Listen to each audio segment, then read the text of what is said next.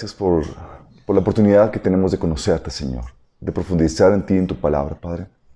Te pedimos, Señor, que se manifieste tu presencia en medio nuestro, Señor, con revelación, entendimiento, con claridad, Señor, en nuestras vidas, Padre. Que tu palabra se siembre en nuestras vidas, Señor, que produzca el fruto deseado, Padre. Que podamos salir de aquí más sabios, Señor, de lo que entramos. Señor, que podamos salir aquí con las herramientas y las armas para poder derrotar las tinieblas y las mentiras del enemigo, Padre. Habla a través de mí, cubre cualquier deficiencia, Padre. Manifiéstate, Señor, glorifícate en el nombre de Jesús. Amén.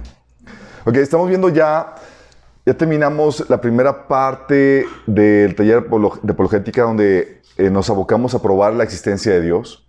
Misión cumplida. Pudimos probar la existencia de Dios con la evidencia que la naturaleza da, que la creación da. En la segunda parte nos centramos a probar que la Biblia es el mensaje revelado por este Dios, que ya probamos su existencia, porque habíamos platicado que no solamente queremos probar a la gente que Dios existe, sino que es el Dios de la Biblia. Y probamos por qué la Biblia es la palabra inspirada por Dios. ¿Cómo comprobamos que ese mensaje, que el texto de la Biblia realmente es dictado o inspirado por este Dios creador del universo? Ya vimos las 10 credenciales de eso. Por cierto, se me ha olvidado compartirles el resumen, pero se los mando. Recuérdenme, por favor, cuando se me pase algo.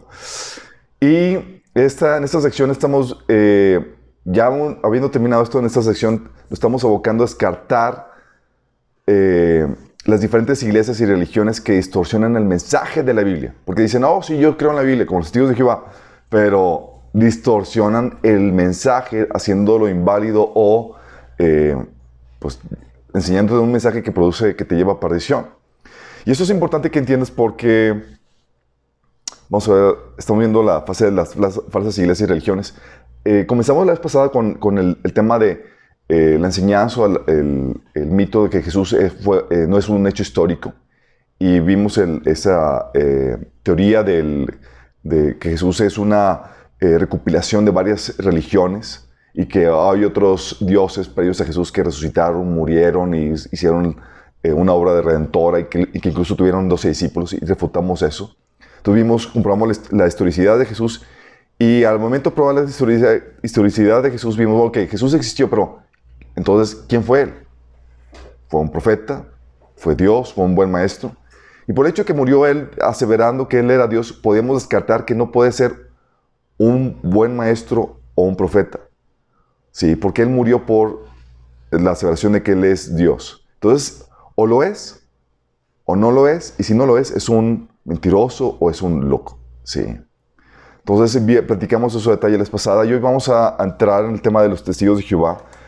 Y es aquí donde quiero que entiendas la importancia de eso de nosotros como cristianos. ¿Por qué? Porque la Biblia enseña que la iglesia es baluarte de la verdad. Dice 1 Timoteo 3, del 14 al 15. Dice, esto te escribo, dice Pablo a Timoteo, para que si tardo, sepas cómo debes conducirte en la casa de Dios, que es la iglesia del Dios viviente.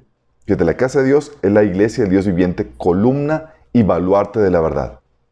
Columna y baluarte de la verdad. ¿Alguien sabe qué es un baluarte? Algo valioso. ¿Baluarte, algo valioso? Nada más. Baluarte es una construcción o recinto fortificado para resistir los ataques del enemigo. Sí. Es una construcción diseñado para resistir las embestidas. Es como el búnker donde te refugias. Sí. Porque el propósito de la iglesia es defender la verdad. ¿Dónde está resguardada la verdad? En la iglesia. Es el baluarte de la verdad. Entonces, como nosotros como cristianos, como creyentes, tenemos que saber defender la verdad del Evangelio. De hecho, en Gálatas 2, del 4 al 5, habla Pablo de el celo que tenía por defender la verdad del Evangelio. Él dice, fíjate lo que dice en este pasaje, Gálatas 2, del 4 al 5. El problema es que algunos falsos hermanos se habían infiltrado entre nosotros para coartar la libertad que tenemos en Cristo Jesús a fin de esclavizarnos. Entonces dice, oye, se metieron varios falsos hermanos con doctrinas para esclavizarnos. Dice, ni por un momento accedimos a someternos a ellos, pues queríamos que se preservara entre ustedes la integridad del Evangelio. Otra versión dice, queríamos preservar la verdad del mensaje del Evangelio para ustedes. O sea, dice Pablo, ¿sabes qué vinieron? Empezaron a meter desviaciones a la palabra. Dice, no nos sometimos. ¿Por qué? Porque queremos preservar la verdad del Evangelio para ustedes. Sí. Ese era el celo de Pablo. Pero de hecho, si algo tiene Pablo era un celo así de feroz por defender la verdad. No sé si se acuerdan cómo se refirió a los Gálatas, a los que estaban desviando a los cristianos de Galacia. Decía que los que estaban queriendo circuncidarlos, que diría, muy bien harían ellos por mutilarse de todo. O sea, por lo fuerte que decía eso. Sí.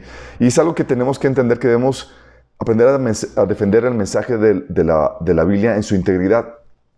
Cualquier mensaje se puede distorsionar para significar otra cosa. Cualquier mensaje. Cuando hablamos de defender la integridad de la Biblia, hablamos de no violar las leyes de interpretación para que sí diga lo que el texto quiere decir y no lo que nosotros queremos que diga. ¿Me explico? Principios, eso lo vimos en formación pastoral. ¿Quién tomó el taller de formación pastoral? Todavía no. Formación pastoral vimos ahí los principios para interpretar la Biblia que la Biblia enseña. La Biblia te da los principios de interpretación, principio como principio de la actitud correcta. O sea, tú no acercas a la Biblia para tratar de distorsionarla para que diga lo que tú quieres, sino para ver qué dice la Biblia. El principio del contexto, el principio de la literalidad, el principio de la no monopolización. No es como que yo tengo solamente el monopolio para interpretarlo. El principio de la no contradicción, de la integridad del texto, de la corroboración, de la esencia y de la autoridad. Esas cuestiones, esos principios lo hablamos a detalle en ese taller y también en el taller de cómo vivir la voz de Dios. Así es que nada más estoy mencionándolo, que existen esos principios y que nosotros debemos de dominar o ser diestros en ellos para poder interpretar correctamente la Biblia. Son principios de sentido común, la mayoría de ellos. Pero la Biblia te los pone. Esta es la forma en que debes interpretar la Biblia. ¿Por qué? Porque la Biblia te advierte que hay un falso Jesús, un falso espíritu y un falso evangelio.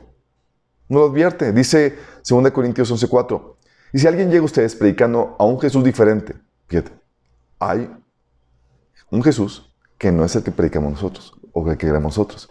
Dice, si llega a ustedes predicando a un Jesús diferente del que les hemos predicado nosotros, o si reciben un espíritu o un evangelio diferente del que ya recibieron, a ese lo aguantan con facilidad. O sea, Pablo estaba les estaba reprochando a los de Corintios que estaban aceptando gente que él estaba predicando otra cosa. Un Jesús diferente, un espíritu diferente y un evangelio diferente. Porque no cualquier cosa que se diga que lleva el nombre de Jesús lo hace el Jesús de la Biblia. Ni cualquier cosa que lleva el nombre de evangelio lo hace el evangelio de la Biblia. Hay falsas iglesias y falsas religiones que distorsionan la Biblia en las doctrinas esenciales. Y es aquí donde quiero que entiendas. ¿Cuáles son las doctrinas esenciales de la Biblia? ¿Alguien sabe? La salvación. Doctrinas concernientes a la salvación, al destino eterno del hombre. Es vital que tú entiendas eso. Y eso lo podemos resumir en 3 aspectos. En quién es Jesús, qué fue lo que hizo y cuál debe ser nuestra respuesta. ¿Quién es Jesús? La Biblia enseña que es el Mesías, el Hijo de Dios, Dios hecho carne, Jehová, el Señor, el único camino para Dios, el Salvador del mundo, el Rey que trae el reino prometido de Dios a la tierra.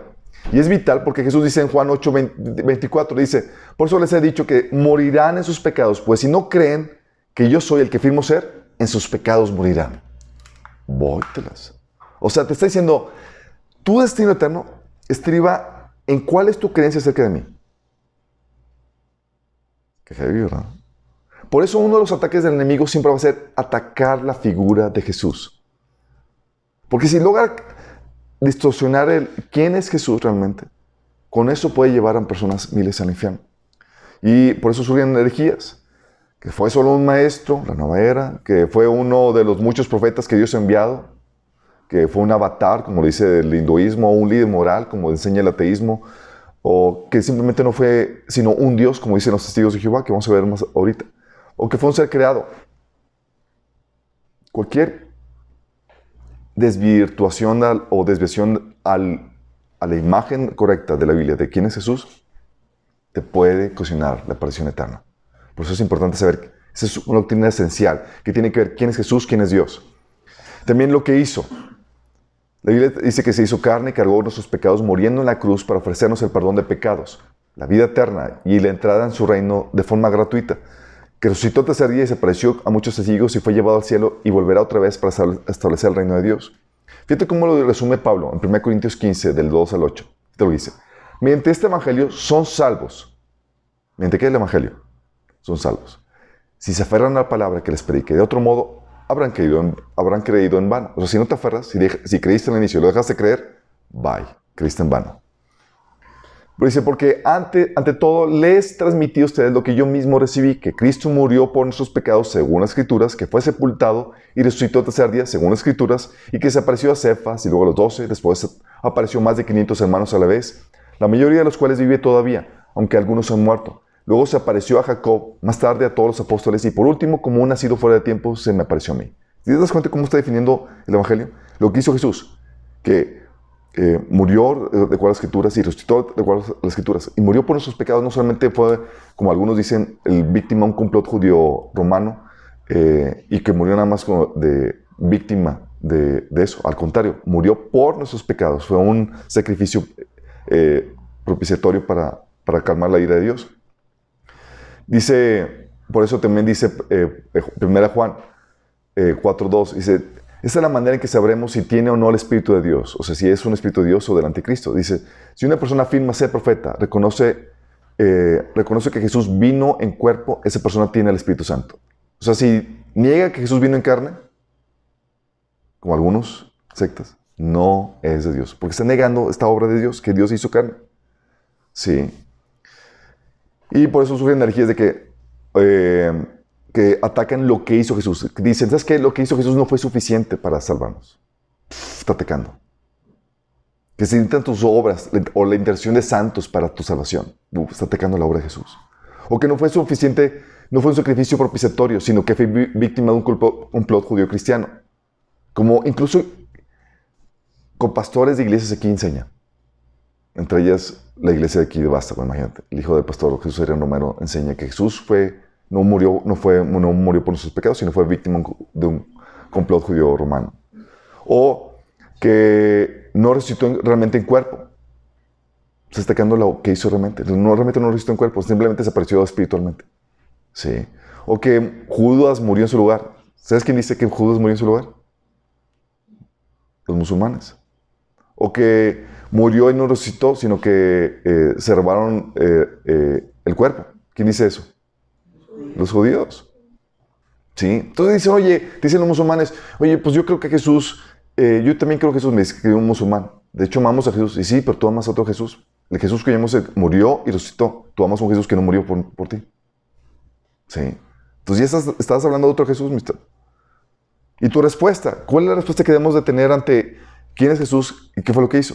La Biblia enseña que para heredar la vida eterna debemos arrepentirnos de nuestros pecados y aceptar la salvación por fe en su obra e invocando su nombre. Y es vital. ¿Se acuerdan las palabras del joven rico? Maestro, ¿qué debo hacer para heredar la vida eterna? Y hay dos formas para dar la vida eterna. ¿Cuáles son las dos formas? Cumpliendo toda la ley. Cumpliendo toda la ley y la perfección. ¿Hay alguien que pueda hacerlo? No. ¿Y la segunda? Por gracia a través de Cristo Jesús. Por la gracia a través de Jesús. ¿Por qué podemos? ¿Por qué? Porque en Jesús cumplimos la ley. ¿Cómo cumplimos la ley en Jesús? Maestros y teólogos de la ley. Él fue por nosotros.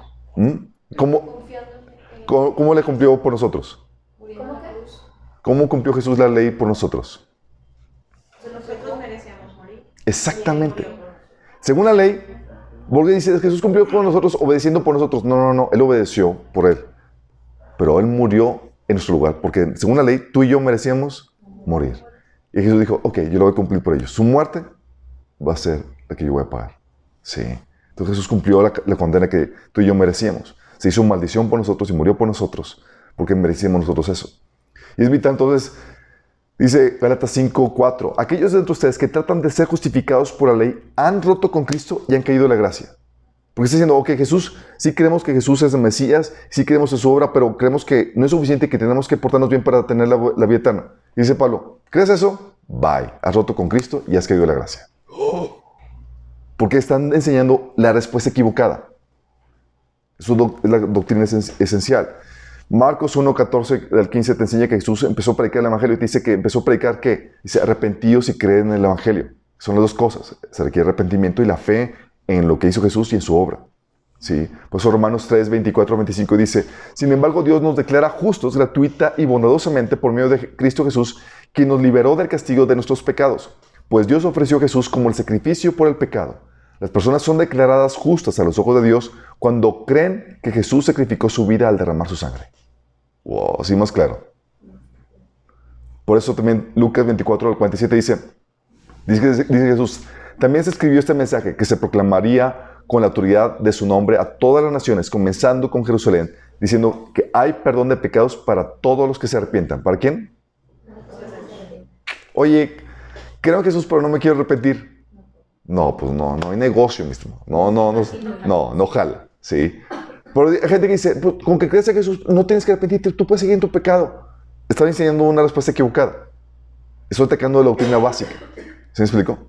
Entonces, esto te ayuda a definir cuál es la doctrina básica, la doctrina central para el Evangelio. Los demás son cuestiones periféricas. Oye, que guardamos el sábado, que guardamos el domingo, que la alabanza a veces con música movida, que a veces nada más con piano, que a veces con... etcétera. Son cuestiones periféricas. Oye, que Jesús va a venir antes o después de la tribulación, que va a haber rapto, que no va a haber... Son cuestiones periféricas. Sí. ¿Pero vamos entendiendo la cuestión? Ok. Estos son eso. Vamos a entrar con los testigos de Jehová. Chan. Que hay dentro de clasificación de falsas religiones, sectas y cosas raras. Sí. ¿Sabes? Todas las falsas religiones tienen una similitud, prácticamente todas. Todas creen que la salvación es producto de las buenas obras. Entonces, oye, sello de una falsa religión. Creen en la salvación por tus méritos, que tienes que portarte bien. Todos se manejan así. ¿Sí?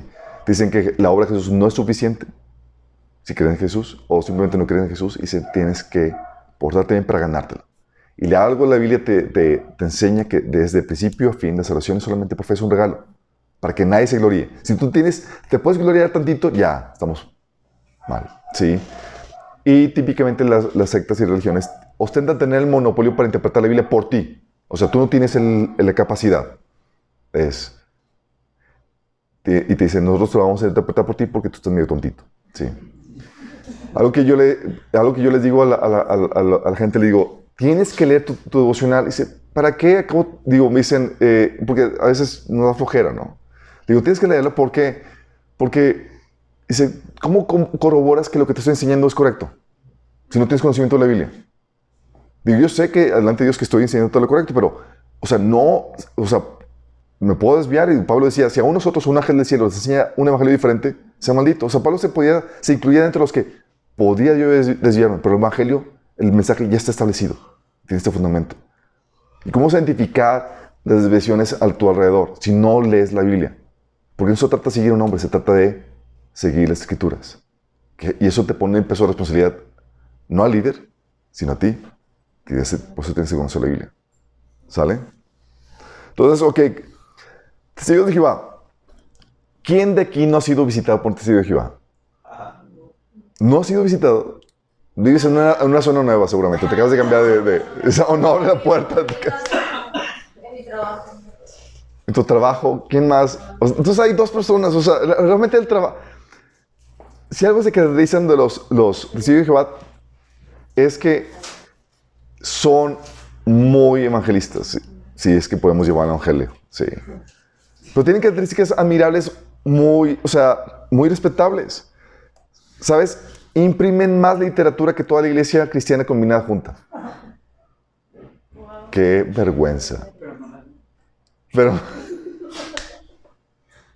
¡Qué vergüenza! O sea, si algo tienen ellos es que es una máquina son toda una industria de literatura. ¿Sí? Tienen y abren más estudios bíblicos que toda la iglesia junta. Yo recuerdo que el primer estudio bíblico al cual yo asistí fue de una testigo de Jehová que se ofreció a dar un estudio bíblico a mí de niño. Yo tenía 8 años, imagínate. Y venía todas las semanas, no me acuerdo qué día, a darme un estudio bíblico a mi casa. O sea... Mi mamá lo recibían porque pues, historias bíblicas y ellos pues no sabían qué onda, no sabían que me estaban ahí conduciendo al infierno, pero pues yo, sí. Un señor en mi trabajo fue a clases de inglés con los testigos de Jehová nada más porque era gratis. ¿Sí? No, los que dan clases de inglés gratis son los mormones. También testigos. Órale. Que bañado, yo no sé eso. Sí. Que vamos. Cuidado, chicos, cuidado. Sí, Sacar el tope. Oye, tienen más misioneros que toda la iglesia junta. Sí. Eso sí se les respeta, ¿vimos? Sí. Oye, es que tienes que entender que para ellos, tú te tienes que ganar la salvación. Y para ganarte la salvación, tú tienes que ir y hacer proselitismo. Tienes que ir a las colonias y demás, porque si no, no eres salvo, no te ganas salvación. Y nosotros, pues, ya nos la ganamos, es más tranquilo, nos la campechaneamos más tranquilamente. Sí, son también muy fervientes, pero están sinceramente engañados. Son muy fervientes. Si algo tienen los testigos de Jehová es que los instruyen muy bien, son muy fervientes y les enseñan apologética de su doctrina. O sea, es cómo rebatir y refutar lo que otros tienen. Y como les enseñan eso y se enfrentan a un público prácticamente ignorante de la religión, pues los hacen garras. Sí, los hacen garras. Una vez tengo un amigo que es testigo de Jehová, que es colega del trabajo, y me vio muy interesado y me dice, oye, pues yo todavía tengo un maestro de la iglesia que se puede animar a enseñarte algo, porque no sabía que yo daba estudios bíblicos. Él dice, pues, quiere venir, y total que bien. Y que, Oye, sí, que nunca llega. tuvimos unas 3 semanas y al final me dijo, no, contigo no se puede, eres un rebelde, no te dejas enseñar, porque nada más me cuestionas todo. Y yo, y ahorita vamos a ver, lo voy a explicar que los cuestionaba. Rebelde porque cuestionaba. Porque instruir a una persona ignorante, pues es fácil, ¿no? Pero a una persona que sabes, a ver, ¿qué onda con esto? Sí, se pone todo. Y aparte de eso, tienen su propia traducción. Que bueno, tienen la ventaja de que creen que la Biblia es la palabra inspirada por Dios, inerrante. Es una gran ventaja porque podemos abordarlos bajo ese mismo terreno. ¿Es la misma Biblia? ¿Le agregaron o Ellos, pero tienen su propia traducción. La traducción del Nuevo Mundo. Si tú tienes esa traducción porque a veces la regalan o te la pasan ir saliendo, por favor, tírala. Te voy a explicar cómo está de mal, de distorsionada. Sí. Dice así, casi más o menos, no, de hecho, sí tiene distorsiones muy fuertes. Muy fuertes. Y ¿Tiene los mismos libros? tiene los mismos libros, pero cambian algunas cosas que voy a explicarles al final. Entonces, esas son características admirables. Yo he sido visitado por testigos bastantes veces. De hecho, una de las anécdotas es que fui visitado por una testigo de Jehová que era cristiana antes. Y lo que yo le dije, ¿y qué pasó contigo? Y me dice, pues tú eres cristiano, yo también era cristiano. Y yo, Encontré la verdad. sí, y yo encontré la verdad. Y yo, ¿what? Sí, y era una señora mayor, y dice, pues yo tenía, que 20, 30 años de cristiana, y en la iglesia, en una iglesia cristiana, sí. Y estaban choqueados porque era como que, entonces, realmente nunca supiste la Biblia, porque eso, lo que vamos a ver ahora, chicos, es cuestión básico. De hecho, mucho de esto lo vimos en Básicos de Cristianismo, ¿se acuerdan? ¿No se acuerdan? Sí. Sí, se llama la corriente, chicos. Sí. Contexto. Vamos a... Ok, Testigos de Jehová es una religión fundada por Charles Russell en 1872. Comenzó con... La revista. Así es, 1870, a los 18 años, Russell organizó una clase bíblica en Pittsburgh, Estados Unidos. Estados Unidos se convirtió aquí en una de el lugar donde surgieron dos principales sectas, que una de ellas es los mormones, que surgieron en Estados Unidos, y los testigos de Jehová. Entonces, oye, comenzó a los 18 años un estudio bíblico. Y luego comenzó la primera edición de la revista Atalaya, que fue la primera edición de 6,000 ejemplares por mes. O sea, el tipo era ambicioso, ¿sí? Voy a enseñar y voy a tener ya mi propia revista. ¿Cuántas iglesias tienen su propia revista, chicos? Con su estudio bíblico ya tenía su revista. Imagínate el impacto de la... Sí. 6,000 ejemplares por mes. Para 1982 producían 100,000 libros y 80,000 ejemplares de sus 2 revistas diariamente. Pues digo, ¿quién no ha visto la famosa revista de las Atalaya? ¿Quién no la ha tenido en su mano y tirada en la basura? Imagínate eso, y esto está hoy hablando de datos ya caducos de 1982. Sí. Han impreso ellos una versión de la Biblia llamada Nuevo Mundo que hace modificaciones a la traducción para hacerla encajar con su doctrina. Hacen modificaciones así a la conciencia. Vamos a cambiarle aquí porque si no, la gente se va a enterar de que por lo que enseñamos está mal. Así. ¿Qué doctrinas tienen? Manejan doctrinas como la de, oye, hay un solo Dios en una persona. La Trinidad, te enseñan ellos que es de inspiración diabólica, pagana. Sí, entonces, para ti tú estás engañado por Satanás. Para ellos, sí. Ellos creen que el Espíritu Santo no es una persona, sino una fuerza impersonal sin vida. Creen que Jesús es el arcángel Miguel. ¿Por qué la Trinidad? O sea, porque ellos piensan que la Trinidad es diabólica. Porque Dios es una sola persona para ellos. Entonces todo lo que no creas que está con ellos está en contra de ellos. Están... una persona, ok. Sí. Ya ven, gracias. Creen que Jesús es el arcángel Miguel. ¿Cómo llegaron a eso? Está bien rebuscado. O sea, si no es por su explicación rebuscada, no habría forma de que tú pudieras dar con esa conclusión leyendo la Biblia por ti mismo. Sí. Creen que fue el arcángel Miguel, que fue la primera creación de Dios y a quien Dios utilizó para crear todas las cosas. Y si algo sabemos que el único que tiene capacidad creadora es Dios. Sí. O sea, para ellos Jesús es un Dios poderoso, mas no es el Dios todopoderoso. Ellos te lo distinguen así. Entonces, para ellos Dios el Padre es el todopoderoso. Y Jesús es un Dios poderoso. Un Dios poderoso. Sí. Piensan que Jesús es un Dios que es un Dios creado, secundario. Dios menor. Es un Dios menor. O sea, estamos hablando que ellos creen en politeísmo. Porque creen en un verdadero... Dicen, oye, bueno, entonces Jesús es un falso Dios. No, es un verdadero Dios. Entonces estamos creyendo en politeísmo. Sí. Creen que en la carne Jesús solo fue un hombre perfecto, pero no Dios.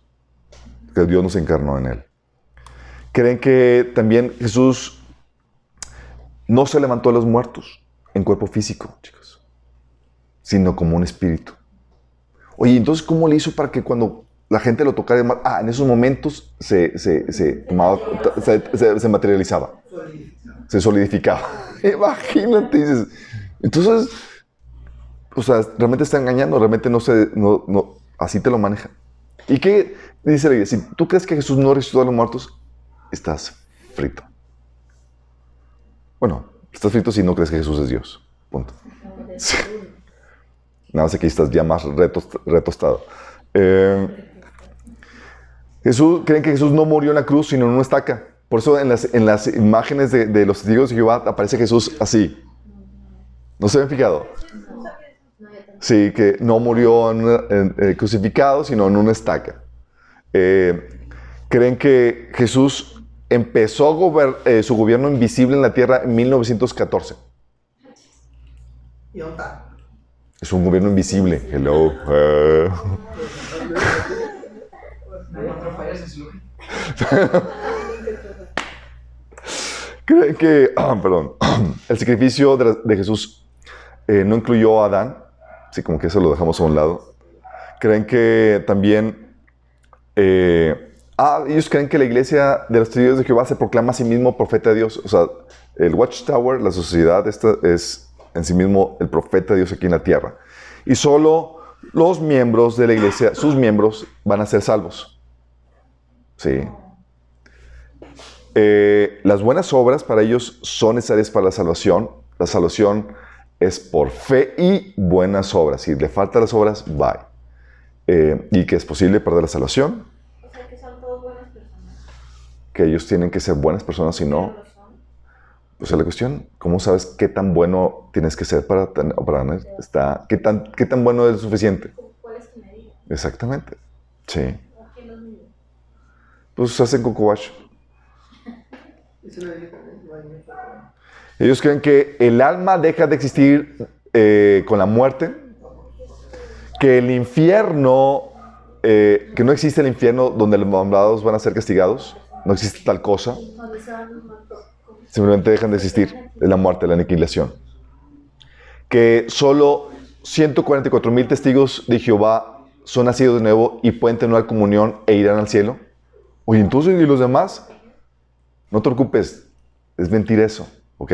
No te preocupes por eso. Pero en su teología es 144,000 van al cielo y los otros se quedan aquí a heredar la tierra. ¿Sí? La tierra renovada. La tierra renovada, así es lo que creen los testigos. Entonces es lo que te venden a ti, porque los 144,000 ya es el cupo ya Oye, pero llega. aún así no está chido creer eso. Tú eres second class citizen. ¿De dónde sacaron el Bueno, me número? voy a quedar aquí. ¿Y cómo se De Apocalipsis, donde dice que yo el número de los 144,000. Pero aparte eran judíos esos, ¿no? Dice en el texto de Apocalipsis, tú lees y son judíos. Sí, pero pues cuando alegorizas el texto, cualquier cosa encaja. Gastos, Sí. o sea, El límite, cuando alegorizas el texto, el límite es tu imaginación. ¿Ok? ¿y los demás qué pasa? Se quedan aquí en la tierra. El milenio. En el milenio, así es. Ellos creen que las transfusiones de sangre son pecado. Me ha tocado clientes que son testigos de Jehová. Y me habla, de hecho, era uno de nuestros agentes, también testigo de Jehová, y fue con a un hospital privado cuyos doctores yo conocía y me hablan, oye, Alberto, habla con tu cliente porque no quiere recibir sangre. Y si no recibe, va a morir. Y yo, ching, imagínate la situación. Y si ya hicimos todo lo posible por convencerlo y demás, y a mí tiene escribiéndole una pequeña epístola. Escribiéndole. ¿Saben quién hizo la primera transfusión de sangre? Dios. Dios. ¿Dónde? ¿Cuándo? Daniel, Adán y Eva. ¿Por qué Adán y Eva? que lo sacó de la médula. ¿Qué le sacó del hombre? La costilla. ¿Y qué es el hueso? El hueso, la médula del hueso es productor de sangre, chicos. ¿En serio? Sí, ¿dónde crees que se produce tu sangre? En la médula de tus huesos. Dios hizo la primera transfusión de sangre, chicos. ¿Y si lo convenciste? Fíjate que no me acuerdo cómo terminó el caso, porque se lo pasé a la gente que estaba quedándose él. Sí, Se han muerto, seguramente. sí, muchos se han muerto por eso. También los mormones creen exactamente eso mismo, ¿verdad? No me acuerdo de los mormones en cuanto a ese tema en particular. Pero déjame explicarte. La transfusión de sangre no puede estar prohibida en la Biblia, porque en primer lugar no había la tecnología para eso. Muy diferente es comer sangre, que sabemos que es tóxico, si la Biblia prohíbe. Y otra cosa es que te transfieran, sangre. Es como diferencia de que, oye, me como un higadito asado a me trasplantan un hígado. ¿Sí? Es una diferencia clara en ese sentido. Entonces, en la Biblia no había la tecnología para eso. Y todos los pasajes donde se prohíbe la sangre habla de ingesta, de comerlo.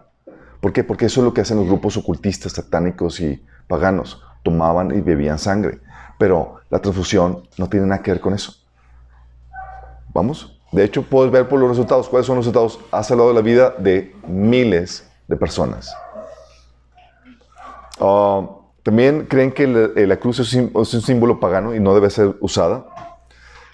Y que, por ejemplo, que el universo tiene billones, han aceptado la postura atea del universo, que el universo tiene billones de años, que de hecho cada uno de los 6 días de la creación de Génesis 1 duró 7,000 años, y por tanto el hombre fue creado al final de los 42,000 años de la preparación de la tierra. O sea, cuando habla de que cada día, está hablando que es un día, duraba 7,000 años. ¿Cómo sacaron esa conclusión? La única forma para llegar a esa conclusión es alegorizando el texto y con una revelación propia, única de ellos. Sí. Y por eso la problemática es cuando tú cedes tu criterio y tu raciocinio a alguien más para que te explique la Biblia, tú dejas a un lado, oye, explícame cuál es la lógica. Y ya no demandas esa explicación, sino simplemente aceptas cualquier cosa que te diga tu líder, ya marchaste, porque te pueden enseñar cualquier cosa. Para los testigos de Jehová, Ellos se rehusan a votar, a saludar a la bandera del país de origen, a cantar el himno nacional. Ellos no celebran navidades o cumpleaños, ni tampoco se les permite prestar el servicio militar o servir a su país. ¿Les ha tocado testigos de Jehová que no celebran su cumpleaños? Sí. Yo no sabía, estaba celebrando a una compañera del staff, estábamos celebrando su cumpleaños y le íbamos a celebrar. Y luego me dice, oye Alberto, pero es testigo de Jehová. Yo no sabía que no celebran los cumpleaños. O sea, la party, vamos a celebrar. Dice, no, ellos no celebran el cumpleaños. Yo, Cuando estaba haciendo mis prácticas en Epicor, ponían en las teles los cumpleaños de las personas. Y había una chica que era testigo de Jehová, entonces ya no la pusieron.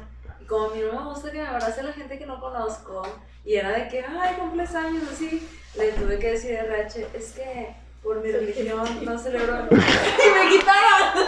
¡Sí, me quitaron! ¿a qué hora, verdad? Como tú eres testigo. No. Nada más usé Les dijo, les eso puso. para que no me abrazara gente extraña. O sea, porque como te ponían en las pantallas así como que hoy cumpleaños fulano, llegaban extraños a abrazarte y así como que no quiero abrazos. Bueno, también los testigos de Jehová creen que a Satanás se le encargó la obligación de supervisar la creación de la tierra, imagínate. Muy bien. Satanás. Control de calidad. Control de calidad. Los testigos de Jehová también tienen falsas profecías. Según su sociedad, la Watchtower Society, ellos predijeron que Jesús vendría en 1874. Y la perdimos su venida. No lo perdieron, simplemente no vino, chicos. Ellos predijeron que el Armagedón terminaría en 1914 y comenzaría el milenio. Luego, siempre no, mejor en 1925. Y luego, bueno, ¿sabes qué? Es que el milenio comenzó en 1873. Luego, en 1925 también predijeron que Abraham, Isaac y Jacob regresarían. Y los profetas de la antigüedad también, imagínate. Y luego mejor dijeron, ¿sabes qué? No, mejor no debemos de fijar fechas.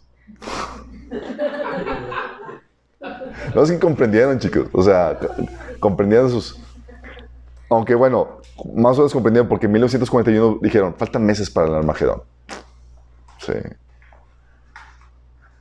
La mayor confusión de ellos, y esa es la principal disyuntiva, es que creen que Jesús fue un ser creado. ¿De dónde sacan esto? Lo sacan del pasaje de Colosenses 1:15, donde dice que Él, hablando de Jesús, es la imagen del Dios invisible, el primogénito de toda creación. Primogénito de toda creación. ¿Qué entienden por eso? Es el primero creado. Primer creado. Pues que es realmente significaba la palabra en griego que era el más importante en todos.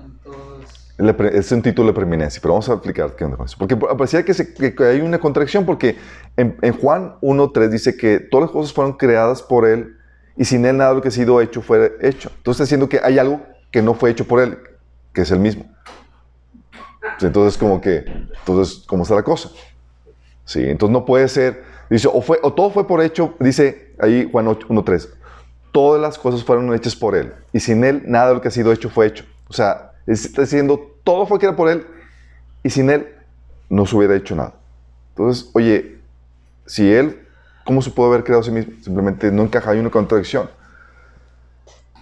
Pero, y tiene que ver con el título, el uso de la palabra primogénito. Primogénito, chicos, no significa primer creado.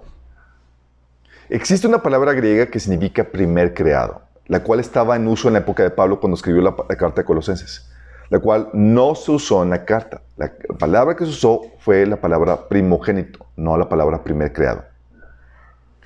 Primogénito significa primer nacido en una familia o también es un título de preeminencia.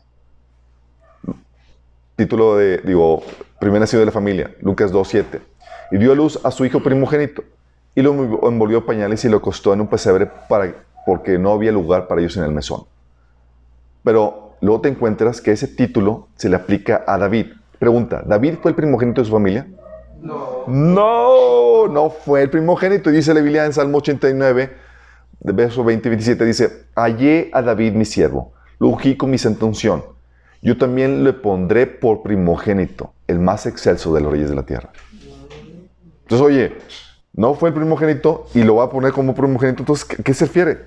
O sea, no es como que va a eliminar el resto de los... No, es un título de preeminencia. De hecho, los antiguos le llamaban... ¿Sabes cómo le llamaban los antiguos rabinos a Dios? Le llamaban al primogénito del mundo, a Jehová. Le llamaban el primogénito del mundo. Eso porque es un título de preeminencia. Y además, primogénito es un título transferible.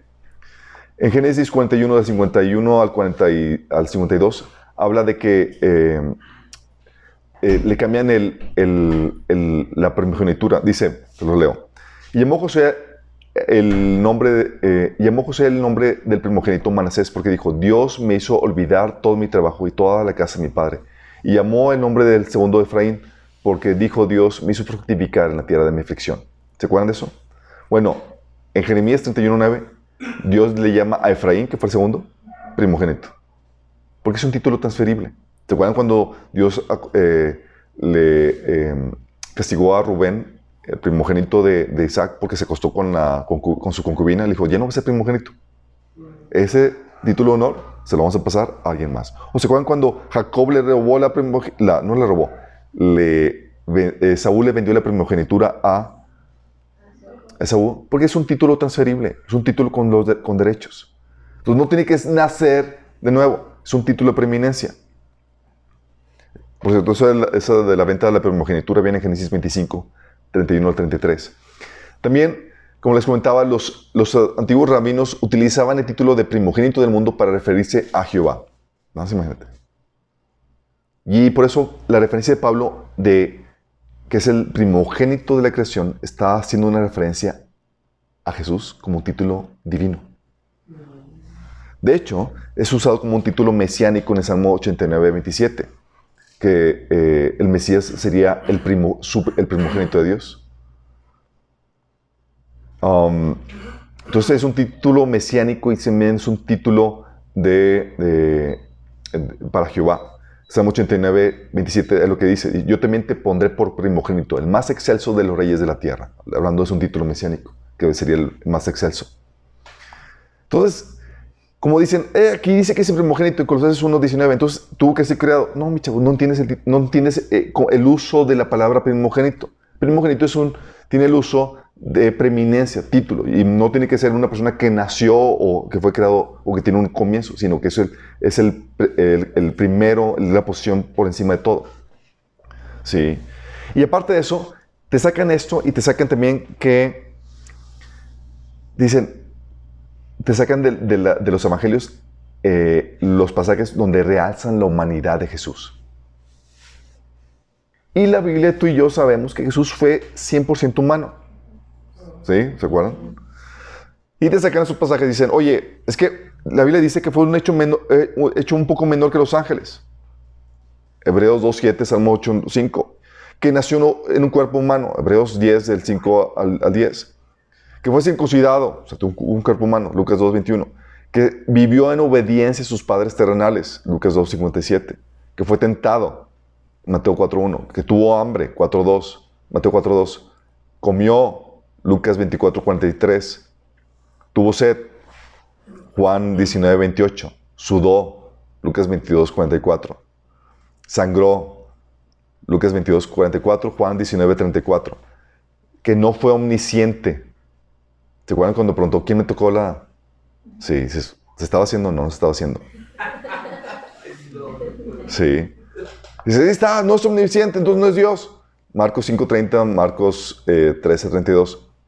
Y que todo lo hizo dependiendo del poder y la dirección de Dios. Donde Jesús hablaba de que todo lo hago por el poder de Dios o del Espíritu Santo por el dedo de Dios, como dice ahí en Lucas 11:20 o Juan 8:28. Y que también fue menor y subordinado al Padre, Juan 14:28.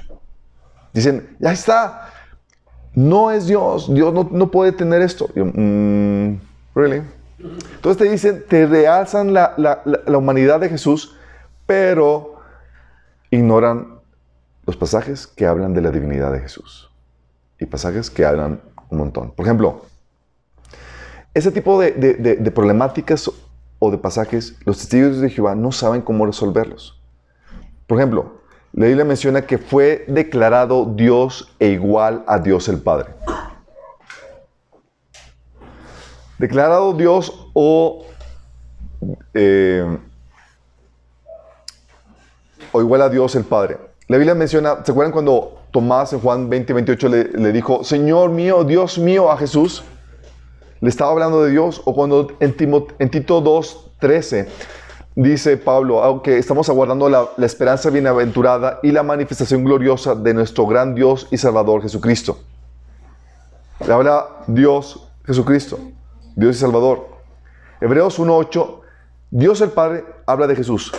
Tu trono, oh Dios, por el siglo del siglo. Cetro de equidad es el cetro de tu reino. Dios el Padre hablando de Jesús. Tu trono, oh Dios. Dios el Padre reconociendo a otro Dios.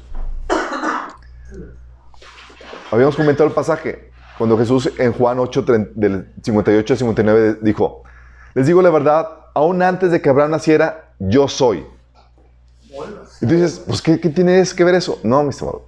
Si no entendiste, los judíos sí no entendieron, porque agarraron piedras y querían luego apedrearlo por eso. Porque ¿qué significa cuando dice yo soy? Está haciendo un título Yahvé. Yahvé significa yo soy.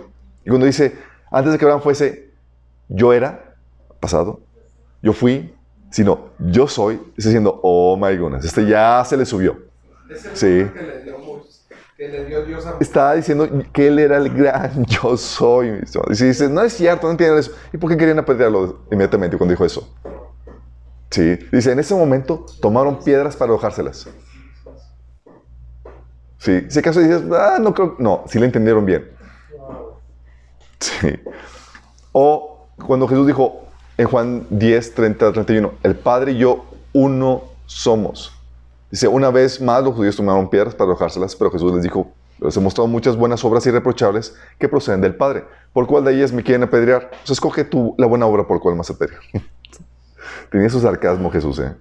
Si no te apedreamos por ninguna de ellas, sino por blasfemia, porque tú sin nombre te haces pasar por Dios. Fíjate cómo entendían claramente que se estaba posicionando igual que Dios. Juan 5, 17 al 18 dice, pero Jesús le respondía, mi Padre aún hoy está trabajando y yo también trabajo. O sea, se igualaba con el Padre. Así que los judíos redoblaban sus esfuerzos para matarlo, porque no solo quebrantaba el sábado, sino que incluso llamaba a Dios su propio Padre, con lo que él mismo se hacía igual a Dios. Y Jesús no crees que los corregían, ¿eh? No piensen en eso. No. Los discípulos sabían que estaba refiriéndose a eso cuando dice Juan, en el principio era el verbo y el verbo era con Dios y el verbo era Dios. Juan el apóstol, hablando de Jesús como Dios.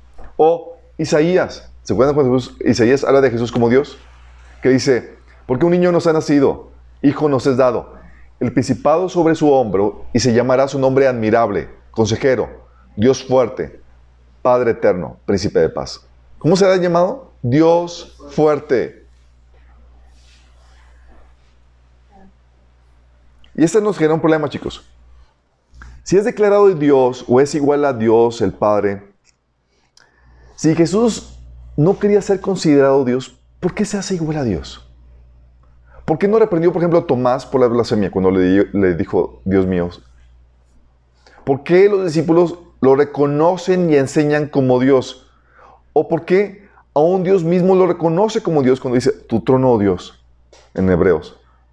¿O porque Dios, quien dijo que no hay otro Dios fuera de él, en Isaías 45:5, reconoce a otro ser como Dios? ¿Quién es el tal Jesús para los testigos de Jehová? Ellos no pueden resolver esto. Entonces, Dios reconociendo a otro Dios y dándole trono. ¿Cómo resuelves eso? Y eso es solamente un problema. Tienes la problemática de que la gente se postró ante él y él aceptó que lo hicieran. Mateo 2:11. Bueno, aquí estaba Bebito, no digo como que, no, protesto, no se postran ante mí. Digo. Dice, al entrar a la casa, vieron al niño con su madre María y postrándose lo adoraron. Y abrieron sus tesoros, le ofrecieron presentes oro, incienso y mirra. Se postraron y se adoraron. Mateo 8:2. Y aquí un leproso se postró ante él y dijo, Señor, si quieres, puedes limpiarme. Mateo 15:25. Entonces ella vino y se postró ante él diciendo, Señor, socórrame. Mateo 20:20. Entonces se le acercó la madre de los hijos de Zebedeo con sus hijos, postrándose él y pidiendo algo. Y en ningún caso Jesús decía, levántate, ¿qué te hace? Filipenses 2, del 9 al 11, dice, por eso Dios lo exaltó a lo sumo y le otorgó el nombre que está sobre todo nombre, para que en el nombre de Jesús se doble toda rodilla en el cielo y en la tierra y debajo de la tierra, y toda lengua confiese que Jesús es el Señor para la gloria de Dios su Padre. O sea, no solamente se postró aquí esporádicamente, está diciendo, va a llegar un día donde toda la creación, todo lo que tenga rodillas, va a doblarla ante Jesús. Y eso nos genera un problema. La gente se postró ante Él y Él aceptó que lo hicieran. Ok, si postrarse ante Él es el acto de adoración y veneración dado a Dios, como enseña Éxodo 25, Isaías 45, 23, 1 Reyes 18, 19, al punto, chicos, de ser rechazado por los verdaderos siervos de Dios, sea hombres o ángeles. Pedro levantó a Cornelio cuando se postró ante él. Hey, yo soy un mero hombre, no te postres ante mí. O el ángel que se postró ante Juan, se postró ante el ángel y el ángel, hey, no, me van a regañar. Pero era algo codiciado, ¿por quién? Por Satanás, el que se postrara ante él. Si eso es así, ¿por qué aceptó Jesús que la gente se postrara ante él? ¿Por qué Dios ordena que toda rodilla se postre ante Jesús cuando es el acto de adoración más sublime? ¿Se contradice Dios? ¿Quiere que nos postremos ante un ángel, un ser creado, y no ante Él? ¿Aceptarías que alguien se postre ante Pablo, por ejemplo? ¿Ante Pedro? ¿Ante María? ¿Para pedirles un favor especial? ¿Es correcto que nos postremos ante otro Dios? No. Pero aquí se ordena el que la gente se postre ante Jesús. ¿Quién es este tal Jesús? Los testigos de Jehová no saben resolver esta problemática. No pueden resolver esta problemática. También demandó Jesús un amor para sí mismo, un amor mayor que solamente se le debe a Dios. La Biblia te enseña en Mateo 22, 39 que debes amar a tu prójimo ¿en qué nivel? Como a ti mismo. Entonces, oye, al prójimo debo amarlo como a mí mismo. Si lo amo más que a mí mismo, ya lo estoy amando como a Dios. ¿Vamos? Se nos ordena amar a Dios por encima que nuestro prójimo y aún que nosotros mismos. Mateo 22, 37. Entonces, oye, amor al prójimo como a mí mismo. Amor a Dios por encima de mí mismo. ¿Vamos? Sencillo, ¿no? De hecho, debe ser Dios lo que más amemos. Y si no es Dios lo que más amas, cometes idolatría, como viene Efesios 5:5, que dice, el avaro es quien es idólatra porque ama las cosas de este mundo, sí, más que Dios. Y sin embargo, Jesús ordena que lo amemos más que nuestro prójimo o que nosotros mismos. ¿Dónde? ¿Cómo? Mateo 10:37. El que ama padre o a madre más que a mí, no es digno de mí. El que ama a hija o hijo más que a mí, no es digno de mí. Entonces debes amarlo más que a tu prójimo. Y lo dice Lucas 14:26. Si alguno viene a mí y no sacrifica el amor a su padre, a su madre, o a su esposa, a sus hijos, a su hermano, a sus hermanas, aún a su propia vida, no puede ser mi discípulo. O sea, está diciendo que está demandando un amor por encima del prójimo, por encima del que yo tengo por mí mismo. ¿Quién se cree él? Y este es un problema grave para los testigos de Jehová. Porque si Jesús es solo nuestro prójimo y no Dios, ¿por qué entonces nos pide que lo amemos más que nuestro prójimo y que a nosotros mismos? ¿Por qué nos pide que le demos un amor que solo se ordena a Dios? ¿Quería que cometiéramos idolatría con Él? Si un ángel nos pide que lo amemos más que a nuestro prójimo, sea padre, madre, hijos, hermanos, o más que nosotros mismos, ¿lo haríamos?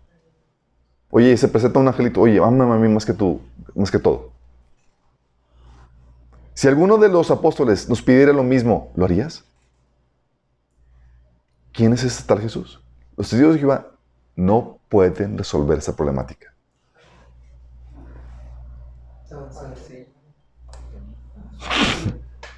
La otra problemática, Jesús se otorgó la prerrogativa, para hacerlo más complejo para los estudios de Jehová, para que se contra la pared. Órale. Se otorgó la prerrogativa de poder perdonar pecados cometidos contra Dios. Oye, alguien peca contra ti. Y yo digo, yo te perdono por él. Pues, ¿tú qué pitos tocas así con eso? Mateo 9, 26 al 9, del 2 al 6, dice, Jesús le dijo al paralítico, hijo mío, tus pecados son perdonados. Y si tú crees que estaba fanfarroneando, que estaba haciendo algo indebido, tú te puedes dar cuenta en la reacción de los fariseos. Cuando los fariseos reaccionan es, aquí hay algo. Sí. Entonces algunos de los maestros de la ley religiosa decían en su interior, es una blasfemia. ¿Acaso se cree que es Dios? Es obvio. ¿Quién puede perdonar los pecados cometidos contra él sino solamente Dios, el ofendido? Jesús sabía que ellos estaban pensando, lo que ellos estaban pensando, así que les preguntó, ¿por qué tienen esos pensamientos tan malvados en el corazón? ¿Qué es más fácil decir, tus pecados son perdonados o ponte de pie y camina? Así que les demostraré que el Hijo del Hombre tiene autoridad en la tierra para perdonar pecados. Levántate y anda. Órale. Lucas 5:21 dice, los fariseos y los maestros de la ley comenzaron a pensar, ¿quién es este que dice blasfemias? ¿Quién puede perdonar pecados sino solo Dios? Y es correcto. Pero esto nos generó una problemática que los testigos de Jehová no pueden resolver. Si solo Dios puede perdonar los pecados cometidos contra él, ¿cómo es que Jesús se otorgó esta prerrogativa? ¿Por qué él sí puede perdonar los pecados? ¿Pueden los ángeles o el ser humano perdonar los pecados que se cometen contra Dios? No. ¿Puede algún ser humano o un ángel pagar los pecados, las condenas que se merecen todos los seres humanos que han existido y que existirán en unas cuantas horas de sufrimiento y muerte? No. ¿Quién es este Jesús? Ellos no te pueden resolver esto. También, para hacerlo más complejo, recibió honra y adoración Jesús. Los seguidores de Jehová cambian la palabra cuando se refiere a adoración a Jesús, le cambian, a pesar de ser la misma que es adoración. ¿Se acuerdan cuando Satanás le dijo, hey, quiero que te postres a mí y me adores? Y Jesús le dijo, no, porque solamente a tu Dios adorarás. Esa palabra de adorar que usó Satanás y que usó Jesús para Dios es la misma que se aplica para él, es la misma palabra griega. No hay como que. Pero los testigos de Jehová lo que hacen es que su versión dicen, le cambian de adorar, le ponen a rendían culto. O sea, como que no suena ya tan. No suena tan. Sí. Juan 9, del 35 al 39 dice: oyó Jesús que le habían expulsado, ¿se acuerdan? Al ciego de nacimiento. Y ella no le dijo, ¿crees tú en el Hijo de Dios? Respondió él y dijo, ¿quién es, Señor, para que crea en él? Le dijo Jesús, pues le has visto, y el que habla contigo él es. Y él dijo, creo, Señor, y le adoró. Mateo 14:33. Y todos los que estaban en la barca vinieron y lo adoraron, diciendo, verdaderamente eres el Hijo de Dios. Mateo 2:11. Y entró en la casa, vieron al niño con su madre, y postrándose, lo adoraron, los Reyes Magos. Mateo 28:17. Cuando vieron a Jesús, lo adoraron, pero algunos de ellos dudaban cuando se presentó resucitado. Juan 5:23 al 24. Porque a todos los que honren al Hijo, para que todos honren al Hijo como honran al Padre.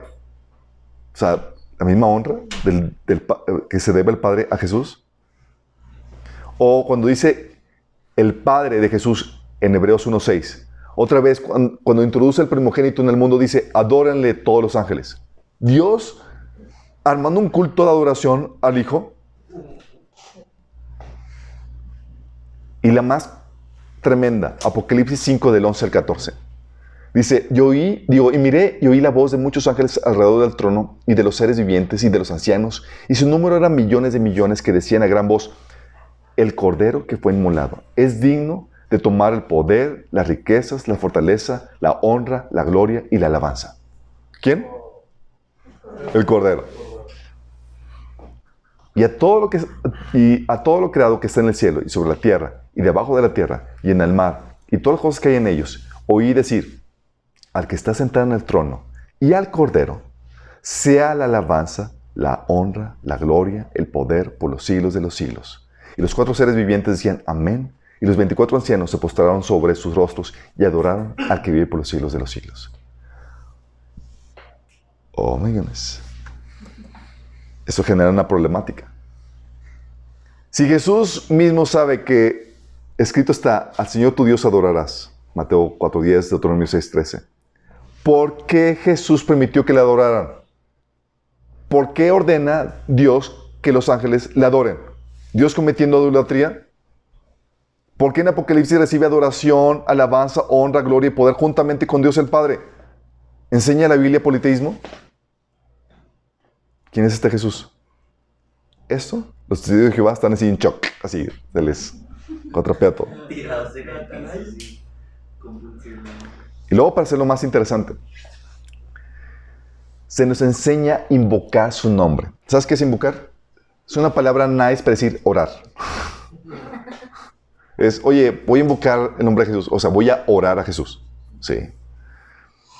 La Biblia nos enseña que podemos invocar a Jesús. ¿Se acuerdan? Por ejemplo, Esteban, en Hechos 7:59, dice, y apedrearon a Esteban mientras él invocaba y decía, Señor Jesús, recibe mi espíritu. ¿A quién está invocando? A Jesús. De hecho, Pablo dice en 1 Corintios 1:2, a la iglesia de Corintios, a la iglesia de Dios que está en Corintios y a los santificados en Cristo Jesús, llamados a ser santos, con todos los que en cualquier lugar invocan el nombre de nuestro Señor Jesucristo, Señor de ellos y nuestro. O sea, los cristianos se caracterizan en todas las iglesias por invocar el nombre de Jesús. My goodness. Es que hay que tener estas problemáticas. Porque para invocar a alguien, le estás dando tributos de omnipresencia, omnipotencia, porque estás diciendo que te puede escuchar en cualquier lugar donde estés. ¿Qué dudas tienen? ¿Qué carta es eso? 1 Corintios 1:2.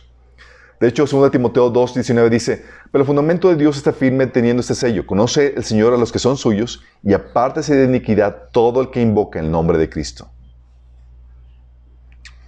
Hechos 22:16 dice, ¿te acuerdas cuando Ananías le compartió a Pablo?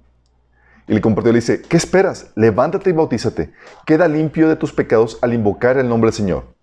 Hay gente que dice, es que la oración del pecador no es bíblica. Aquí la tienes. Invoca el nombre del Señor para pedirle perdón, para reconciliarte con Él. Hechos 9, del 14 al 17, fíjate lo que dice Ananías. ¿Te acuerdan cuando Ananías estaba discutiendo con Dios? De que, oye, quiero que vayas a orar por una persona que necesita oración. Ah, sí, Señor, yo. Es Pablo. No, Señor. Sí, aquí yo iré. Y nada, te dicen quién. Dice, ay, no, Señor. Hechos 9, del 14 al 17, dice, y aquí está Ananías discutiendo con Dios. Dice, cuando le dice que es Pablo, dice, Señor, tiene autoridad de los principales sacerdotes para prender a todos los que invocan tu nombre. ¿Con quién está hablando Ananías? Con Jesús. O sea, con todos los que invocamos tu nombre, Señor, nos va a prender. Dice, el Señor le dijo, ve, porque instrumento escogido me es para llevar mi nombre en presencia de los gentiles y de los reyes y de los hijos de Israel. Porque yo le mostré cuánto les es necesario padecer por mi nombre. Fue entonces Ananías y entró en la casa, poniéndose sobre él las manos, dijo, hermano Saúl, el Señor Jesús, que se te apareció en el camino por donde venías, me ha enviado para que recibas la vista y seas lleno del Espíritu Santo. ¿Quién lo envió? ¿Con quién está diciendo? Estaba hablando de invocar el nombre de Jesús. Romanos 10:9 dice que todo aquel que invocar el nombre del Señor será salvo. La problemática con esto es, hay un pasaje en la Biblia que dice, en Éxodo 23:11, que dice, no invoques los nombres de otros dioses, jamás los pronuncies. Si algo te prohíbe la Biblia es, tienes prohibido invocar cualquier otro ente o ser espiritual, cualquier otro Dios. Es prohibido. Entonces, si es así, ¿por qué nos enseña la Biblia, por qué nos enseñan los apóstoles a invocar el nombre de Jesús? ¿Por qué Jesús encomienda a Pablo llevar su nombre a los gentiles para que estos puedan invocarlo? ¿Por qué Pablo en Corintios menciona que un punto en común entre todas las iglesias de Cristo es que invocan el nombre de Jesús? ¿La Biblia se contradice? ¿Podemos invocar el nombre de otro Dios? ¿Debemos desobedecer el mandamiento de Jehová e invocar el nombre de Jesús para ser salvos? Aquí los testigos están así con que ya colapsamos. Sí, no saben cómo resolver eso. Y aparte de eso, tienes la problemática de quién es el primero y el postrero que la Biblia menciona. Isaías 44:6. Dice aquí, así dice Jehová, el Señor Todopoderoso, yo soy el Redentor de Israel, yo soy el primero y el último, fuera de mí no hay otro Dios. ¿Quién es el primero y el postrero? ¿El primero y el último? el Todopoderoso, el Redentor de Israel. ¿Vamos? Isaías 48, 12. Escúchame, Jehová, Jacob e Israel, a quien he llamado, yo soy Dios, yo soy el primero, yo soy el último. ¿Quién es el primero y el postrero? Dios. Apocalipsis 1:8. Yo soy el alfa y el omega, el principio y el fin, dice el Señor, el que es, el que era y el que ha de venir, el Todopoderoso. ¿Quién es el principio y el fin? El primero y el postrero. El Todopoderoso. ¿Sí? ¿Vamos bien con esto? Tú lees los testigos y dices, pues sí, es Jehová. Es el Todopoderoso. Chido. Apocalipsis 1:11. Yo soy el alfa y el omega, el primero y el último. Luego que es lo mismo, el primero y el postrero. Escribe un libro, lo que ves, y envíalo a las 7 iglesias que están en Asia, a Éfeso, Esmirna, Pérgamo, Tiatira, Sardis, Filadelfia y Laodicea. ¿Quién es el primero y el postrero? El alfa y el omega, el que está dictando las cartas de Apocalipsis. Sí. Apocalipsis 1, de 7 al 8. Y aquí vienen las nubes, y todo ojo lo verá, y los que le traspasaron, y todos los linajes de la tierra harán lamentación por él. Sí, amén. Yo soy el alfa y el omega, el principio y el fin, dice el Señor, el que es, el que era, y el que ha de venir, el Todopoderoso. Principio y el fin. Es el Todopoderoso, el alfa y el omega. Ok. Y tú lees eso, todo eso, dicen, pues es Jehová. Really. Entonces, ¿cómo explicas esto? Escribe ángel de la iglesia de Esmirna. Esto dice el primero y el último. El que murió y volvió a vivir. Leen esto y se colapsaron. Oh my goodness. ¿Qué hacen con eso?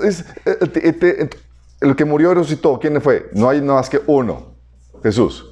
Él es el alfa y omega. Sí, el alfa y omega. El principio y el último. Si es el principio y el último, entonces es el alfa y omega, el Todopoderoso.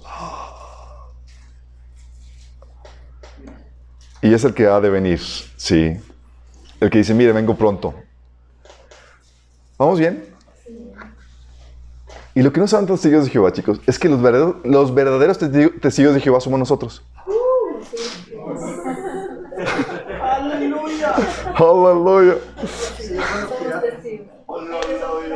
No acepten imitaciones, chicos. ¿Por qué? Porque sabes que la Biblia te enseña que Jehová es Jesús encarnado. Vóytelas. La Biblia te enseña, en Isaías 40, del 3 al 5, que Jehová vendría y un profeta prepararía el camino a su llegada. ¿Tú lees el pasaje? ¿Y sabes quién resultó ser ese? Es Juan. Aquí lo que copié otra vez. Bueno, Juan es enviado para preparar el camino a Jesús. Ese profeta es Juan. Y quien preparó el camino no fue, este Jehová quien preparó el camino es Jesús encarnado. Dice Isaías 40, del 3 al 5, voz que clama en el desierto, prepara el camino a Jehová. Y en el Nuevo Testamento aparece, voz del que clama en el desierto, prepara el camino al Señor, enderezar sus sendas. Y luego dice, yo a la verdad os bautizo con agua para arrepentimiento, pero el que viene tras de mí, a quien está preparando el camino, cuyo calzado no soy digno de llevar, es más poderoso que yo. Él os bautizará con Espíritu Santo y fuego. Su aventador está en la mano y limpiará su era y recogerá el trigo en el granero y quemará la paja en el fuego que nunca se apagará. ¿A quién está preparando el camino, Juan? A Jesús. Entonces la profecía de que iba a venir un profeta para preparar el camino a Jehová, que se cumplió en Juan el Bautista, estamos hablando de que era Jehová encarnado. Era Jesús mismo. La Biblia menciona que Jehová sería traspasado en Zacarías 12:10. ¿Y qué crees? La Biblia menciona que Jesús fue traspasado. En Juan 19, del 36 al 37. Dice, mirarán al que traspasaron. Apocalipsis 1:7 también menciona eso, que le harán lamentación los que lo traspasaron. Dice la Biblia que Jehová viene con su recompensa y que pastoreará su rebaño. En Isaías 40, del 9 al 11. Y en Apocalipsis 22, del 12 al 17, de 12 y 7 al 17, menciona que Jesús viene con su recompensa y que va a pastorear a los suyos. Misma profecía del Antiguo Testamento, cumplida ¿en quién? En Jesús. Menciona la Biblia en Zacarías 14:9 que Jehová va a ser rey sobre toda la tierra. Zacarías dice, Jehová será rey sobre toda la tierra. ¿Y sabes quién te dice quién va a ser ese rey sobre toda la tierra? Jesús en Apocalipsis 11:15. Menciona la Biblia que Jehová salvaría de la muerte. Y luego te dice en el Nuevo Testamento que es Jesús quien salva de la muerte. 1 Corintios 15, del 20 al 22. La Biblia menciona que Jehová es el primero y el último, y como ya lo vimos, y Jesús es el primero y el último. Menciona también que Jehová es el Salvador y no hay otro fuera de él. Dice Isaías 45:21. Yo Jehová, y fuera de mí no hay quien salve. Fíjate, ¿fuera de quién? De Jehová. Isaías 43:11. Dice, proclamad y hacerlos acercarse y entren todos en consulta. ¿Quién hizo oír esto desde el principio? Y lo tiene dicho desde entonces, sino yo, Jehová. Y no hay más Dios que yo, Dios justo y salvador, ninguno otro fuera de mí. Y luego te encuentras que en el Nuevo Testamento, ¿sabes qué dice? Que os ha nacido hoy en la ciudad de David un Salvador, que es Cristo el Señor. Y luego te dice, en Hechos 4:12, que fuera de él no hay otro nombre dado a los hombres por el cual podamos ser salvos. No hay otro nombre. La Biblia menciona en Isaías 45:23 que todas las rodillas se van a postrar ante Jehová. Y Pablo menciona que este cumplimiento es en Jesús, en Filipenses 2, del 10 al 12 y Romanos 14, del 10 al 11. ¿Cómo explicas eso? Que dice, también dice que Jehová redimirá los pecados, y Salmo 130, del 7 al 8. Y Tito 2:14, es el quien redime los pecados, Jesús. También menciona que Jehová será el juez de toda la tierra, Salmo 9, del 7 al 8. ¿Y quién crees que va a ser el juez de toda la tierra, chicos? ¿Quién va a juzgar? A Mahoma, Buda, Krishna y todo lo demás. Jesús es el juez de toda la tierra. Dice, porque el Padre nadie juzga, sino que el juicio lo dio al Hijo. Juan 5:12. O cuando dice Pablo, amenazando a los paganos, dice, porque ha establecido un día en el cual juzgará al mundo con justicia por aquel varón a quien designó, dando fe a todos, con haberle levantado de los muertos. Romanos 2:16 dice, en aquel día Dios juzgará por Jesucristo los secretos de los hombres conforme a mi evangelio. Entonces, ¿quién va a ser el juez de la tierra? Jehová. ¿Qué crees? ¿Se contradice la Biblia? No. Jesús es Jehová. Salmo 102 habla de Jesús, habla de Jehová. Desde el principio tú fundaste la tierra y los cielos son obra de tus manos. Y sabes, en Hebreos te dice que ese pasaje que servía a Jehová es de Jesús. Te dice en Deuteronomio 10:17 que Jehová es Señor de señores. ¿Y qué crees? En el Nuevo Testamento Jesús es Señor de señores. ¿Hay algún testigo aquí que quiere colapsarse?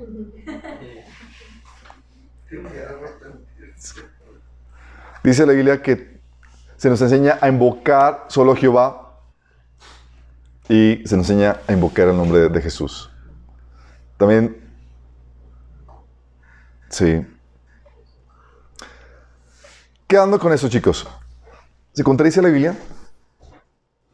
¿Cuál es la respuesta? ¿Qué le dices? Oye, hasta los mismos cristianos nos colapsamos. Yo no sabía que Jesús era Jehová. Pues ya lo sabes. Así que dicen, oye, te dicen, te tocan y dicen, soy testigo de Jehová. Yo también. Pues yo sí, ¿verdad? Chócala. De hecho, sí hay mucha gente católica cristiana que no sabe que Sí. lo ve como el hijo de Dios. Por eso, chicos, cuando te alimentas solamente lechita, sí, te llevan al baile, a bailar con la más fea. Entonces, la idea es que seas robusto, pero es aquí donde dices, oye, si creemos que la Biblia es la inherente, inspirada palabra de Dios, la cual no se contradice, debemos concluir que Dios es una unidad que existe en tres personas. De lo contrario, estaríamos diciendo que la Biblia enseña politeísmo. No hay de otra, chicos. O la Trinidad es cierta y Dios existe en tres personas, las cuales están unidas, o la Biblia enseña politeísmo. Que podemos, o sea, que estaría enseñando que podemos reconocer a otro ser como Dios, ante el cual podemos postrarnos, adorar y honrar, al igual que el Padre. Pero politeísmo es paganismo, chicos. Y la Biblia no enseña politeísmo. Sí. ¿Cómo se reconcilia la humanidad y la deidad de Jesús? ¿Alguien sabe cómo se reconcilia? ¿Cómo se reconcilia? ¿Cómo explicas que Jesús sudó, no fue omnipresente, no fue omnipotente cuando estuvo aquí en la tierra como humano? Filipenses 2:7. Exactamente. Filipenses 2 del 6 al 7, del 6 al 8.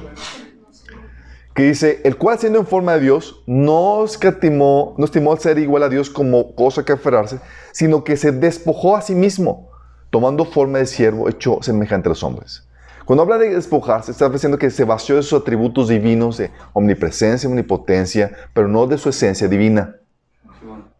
Es decir, cuando estuvo aquí en la tierra, estuvo viviendo 100% como ser humano. Pero era él adentro. A él adentro, en su ser, era Dios divino, pero sin los atributos de Dios. Sí, de hecho, fue sí, es igual a Dios, pero se despojó de sus atributos, más no de su esencia, para tomar forma de siervo, hecho semejante a los hombres. Por eso la Biblia se menciona a Jesús como el segundo Adán, como viene en Romanos 5, 14 y 1 Corintios 15, 45. ¿Por qué segundo Adán? Porque Jesús vivió como Adán vivió antes de la caída. ¿Sí me explico? Sin pecado y dependiendo completamente de Dios. Jesús fue la figura de cómo Dios quiere que viviera Adán antes del pecado. Vivió como hombre durante toda su vida terrenal hasta su crucifixión. ¿Y qué pasó con su resurrección? Con su resurrección volvió a recibir la gloria que tenía antes de la creación del mundo. Recuperó todos sus atributos divinos, su omnipotencia, omnipresencia y demás. Dice la Biblia, ¿se acuerdan? En Juan 17:5. Y ahora, Padre, glorifícame en tu presencia con la gloria que tuve contigo antes de que el mundo existiera. Es decir, devuélveme los atributos de los cuales me despojé. Y se le devolvieron. Por eso Jesús podía decir en Apocalipsis que Él es el Todopoderoso. Sí, por eso decía que a los discípulos que toda autoridad me ha sido dada en el cielo y en la tierra. Y como toda autoridad le ha sido dada, con toda autoridad viene acompañado todo el poder. Por eso dice en Apocalipsis 1:8 que Él es el Todopoderoso. ¿Vamos? No puedes tener autoridad si no va el poder acompañado. ¿Va? Esa no es la problemática, esa no es la única problemática. La última problemática con la que vamos a terminar es la terrible traducción de los testigos de Jehová. Cuidado, chicos, con la traducción de los testigos de Jehová. En textos claves que hablan de la deidad de Jesús cambian las palabras. Ellos parafrasean textos para decir lo que ellos quieren. Por ejemplo, en Juan 15, donde habla Jesús de que dice, que habla de en mí, dice que todo pámpano que en mí no lleva fruto o que permanece en mí o el que en mí no permanece será echado, ellos lo ponen en unión conmigo para que sea como que no soy tan importante. Eso es aquí nada más. No le ponen la primacía de Jesús. O insertan palabras que en el original no vienen. Por ejemplo, en Juan 1:1 dice que en el principio era el verbo era con Dios y el verbo era Dios. Ellos ponen un Dios. Y le ponen con minúscula. Dices, oye, pero en el original no viene un. Pero ellos lo ponen. ¿Por qué? Porque según los expertos académicos, bla, bla, bla, debe ser un. Y todo el mundo bien diferente. Y eso te cambia el rumbo. Con eso, chicos, tú dices a los testigos de Jehová, oye, pero es. Ok. Ellos dicen, es que es un Dios, no realmente no es el Dios. Y esa discusión tú puedes tener con qué testigo. Le puedes preguntar, bueno, Jesús entonces es un Dios. Es un Dios poderoso, más no del todopoderoso según tú. ¿Es un Dios verdadero o falso? Y ellos dicen, no, pues el verdadero. Entonces tú crees en dos dioses verdaderos. Entonces tú eres politeísta. Y se quedan así con cara de... Porque no razonan las implicaciones de lo que creen realmente. Y aparte de eso, insertan palabras en la traducción que no, bueno, aparte de que ciertas palabras que no vienen en el original, también traducen malas palabras en griego. Por ejemplo, Juan 8:58, la traducción, le ponen he sido, o le ponen en Colosenses 1:19, le ponen cualidad divina, en vez de ser que él es Dios. O Mateo 2:11, que dice que lo adoraron, le rindieron culto. Para que no suene así, encubrir la deidad de Jesús. Le traducen, le parafrasean. Traducen mal las palabras en griego.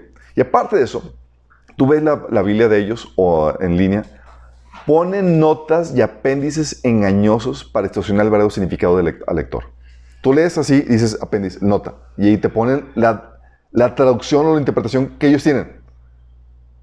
Sí, para que tú no lo puedas entender por ti mismo. De hecho, tienes prohibido entender la Biblia por ti mismo. O sea, le ponen lo que quiso decir. Lo que quiso decir. Así es. Y con eso ya entonces lo que quiso decir es esto. Sí, la interpretación oficial. Y aparte de eso, ¿sabes qué tienen? Fue una de las discusiones que tuve con ese testigo de Jehová que estaba enseñándome la Biblia. Tienen la hipótesis de que el Nuevo Testamento fue escrito en hebreo. Hay una hipótesis entre algunos académicos que el Nuevo Testamento, todo el Nuevo Testamento no fue escrito originalmente en griego, sino en hebreo. Pero se perdieron todas las copias. Y nada más sobrevivieron las traducciones en griego. Oh, problema. Sí. Entonces, y te dicen, como fue escrito originalmente en hebreo, obvio que en hebreo, en el Nuevo Testamento, venía la palabra Jehová. Pero como se perdieron, pues tenemos que nosotros volverlo a poner nosotros la palabra Jehová en el Nuevo Testamento. Y ellos ponen en el Nuevo Testamento la palabra Jehová. Por esta hipótesis. Entonces le pregunto, oye, ¿y alguna evidencia arqueológica de un manuscrito en hebreo del Nuevo Testamento? No. Entonces, pero pues es que tiene que ser porque los judíos eran hebreos. Y es como que, ¿y qué parte de que los judíos todos ellos hablaban griego? No entendemos. A punto de que, ¿sabes qué versión de la Biblia ellos utilizaban? La versión griega, chicos. La Septuaginta era la versión de los cristianos primitivos, judíos. Los citas de los cristianos eran de la Septuaginta. ¿Por qué? Porque lo que leían era en griego. ¿Sí? Y aparte ellos dicen, tuvo que ser el Nuevo Testamento en hebreo porque la Biblia dice que el nombre de Jehová es el nombre de Dios para siempre. Entonces, tuvieron que haber utilizado en su lógica sin fundamento. Entonces, tienen que ellos, ¿qué hacen? Manipulan las escrituras y la traducción del Nuevo Testamento, de su traducción, en el Nuevo Testamento aparece la palabra Jehová, cuando en los originales no hay ninguna vez donde aparece la palabra Jehová. De hecho, ponen la palabra Jehová en el Nuevo Testamento cuando en los originales no hay tal cosa, y la ponen cuando a ellos le conviene. Déjame explicarte. Cuando en la traducción a griego, ellos no pusieron la palabra Jehová. ¿Sabes qué palabra pusieron los judíos en la traducción al griego en vez de Jehová? ¿Alguien sabe? Señor, Kyrios. Kyrios o Señor se convirtió en sinónimo de Jehová en la Biblia griega. ¿Vamos? En el Antiguo Testamento. La traducción del hebreo del Antiguo Testamento al griego, en vez de poner la palabra Jehová, así como en nuestras versiones que aparece Señor en mayúsculas, los judíos lo tradujeron a Kyrios, que es Señor. Sí, la palabra Jehová se traducía como Kyrios en el Nuevo Testamento. Y así, como ellos utilizan la Biblia del Antiguo Testamento en griego, por eso en el Nuevo Testamento se traduce, cuando dice la Biblia que tienes que reconocer que Jesús es Señor, en ese contexto de la Biblia griega, tienes que reconocer que Jesús es Jehová. ¿Vamos? Requisito para salvación. Pero ellos dicen, solamente ponemos la palabra Jehová en las citas del Antiguo Testamento que aparece dicha palabra. Entonces, ven algunas citas del Antiguo Testamento en el Nuevo, y en el Nuevo Testamento ellos ponen la palabra Jehová, cuando en el original, en el griego, no aparece. Pero, ¿sabes? En pasajes donde la palabra Jehová aplica a Jesús, no lo ponen. Por ejemplo, en Filipenses 2, del 10 al 11, cuando dice que toda rodilla confesará que Jesús, dice toda rodilla en el cielo y en la tierra y debajo de la tierra, y toda lengua confiese que Jesús es Señor, es una cita del Antiguo Testamento. Es una cita del Antiguo Testamento para Jehová, pero que está aplicándose a Jesús. Y ahí ellos no la traducen como Jehová. ¿Por qué? Porque pues, se les cae el show. ¿Me explico? Entonces ahí no aplica. Y empezaron a ser la cita de Isaías. Y también el pasaje de Romanos 9:10 dice que si confieses con tu boca que Jesús es el Señor y crees en tu corazón que Dios lo levantó de los muertos, serás salvo. Porque todo aquel que no invoque el nombre del Señor será salvo. Y ahí no traducen este pasaje como Jehová. ¿Me explico? ¿Por qué? Porque hacen modificaciones para encubrir o vender su falsa doctrina. Aparte de eso, utilizan el texto de los académicos famosos Westcott y Hort, que sacaron una traducción griega del cual, modificada, del cual se basan ellos para la traducción del Nuevo Mundo. Y esos tipos eran académicos con una agenda anticristiana. De Westcott, su bibliografía, tú puedes encontrarte que estaba metido en espiritismo. Decía que los cristianos no son cristianos, los cristianos son Cristos.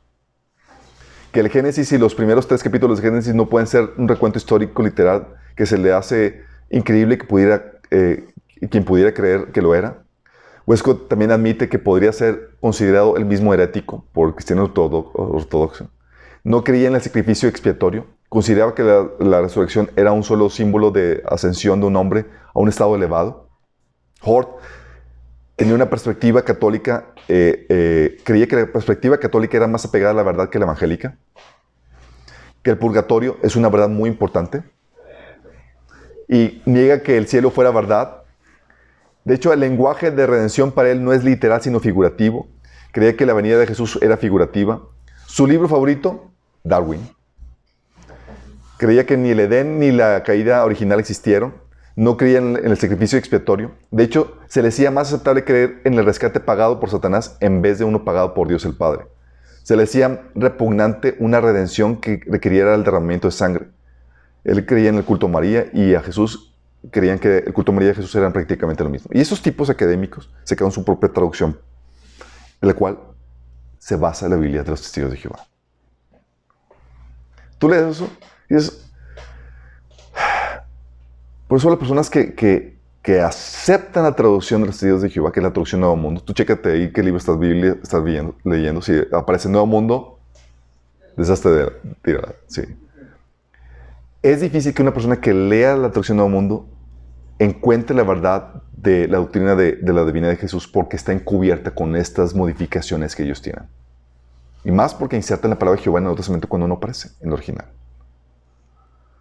Con eso ellos tienen ya bien modificar los textos y bien conocidos los textos para mantener a la gente de Jehová cautiva a su doctrina.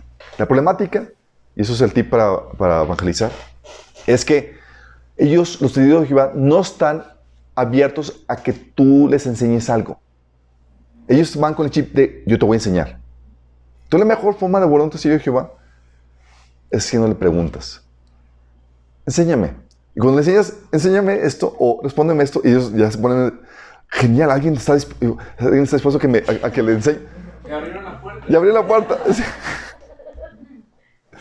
Entonces, tú lo puedes llevar con esas preguntas y con este material a ver las contradicciones de lo que ellos están enseñando. Y va a empezar a revolver ahí los enganes y van a explotar. ¿Sí? Cuando se cuenta de que las implicaciones que ellos creen en el politeísmo. Y la flamática es con respecto a Jesús, que es adorado como Dios, que perdona, que se le invoca su nombre, cosas que solamente a Jehová se le debe hacer. Y más cuando ves las profecías de Jehová cumplidas en Jesús. Entonces enseñas eso y ellos se quedan en shock. ¿Sí? Hay esperanza para ellos y nada más que tienes que entender que es una guerra espiritual, no solamente ideológica. Hay potestades demoníacas que están operando en ellos y tienes que orar por ellos. Entonces si tienes un amigo testigo de Jehová, comienza orando y propíciale ese ejercicio intelectual para que evalúe lo que está haciendo. Dile que te invite a que te explique qué es lo que cree. Y ellos van a estar fascinados para explicarte.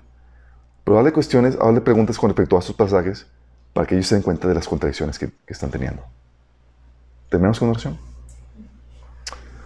Amado Padre, damos gracias, Señor, porque tú nos das el conocimiento, Señor, para distinguir el engaño del enemigo, Padre. no solamente el conocimiento, sino la estrategia para poder traer a tus pies a estas personas que están engañadas, Padre, que no conocen tu verdad, Padre. Que el enemigo les ha cerrado el entendimiento para que no vean la claridad de la luz del Evangelio y ellos pueden ser salvos, Padre. Nuestra oración es, Padre, es que nos ayudes a aplicar esto en nuestras pláticas con testigos de Jehová que tocan nuestra puerta, que son amigos o colegas nuestros, Padre. Que nos ayudes a presentarles este conocimiento, Señor, con toda humildad y reverencia, Señor, tratando de que ellos puedan llegar a conocerte y ser salvos, Padre. Te lo pedimos, Padre, en el nombre de Jesús. Amén.